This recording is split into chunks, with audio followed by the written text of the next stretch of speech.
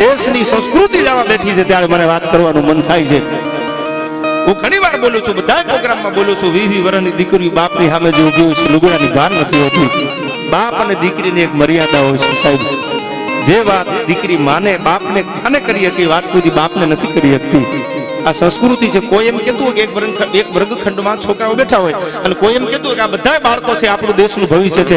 આ કદાચ હોય ભવિષ્ય, સાચી વાત છે, પણ એ પહેલા હું કહી દઉં છું કે બાળકો પહેલા આ દેશની દીકરીઓ છે, દેશનું ભવિષ્ય છે। હારી દીકરી હોય, હારી ધરતી હોય તો હારા છોડવા થાય સાહેબ। હારી દીકરી હોય, હારી જનતા હોય તો હારા છોરું થઈ શકે।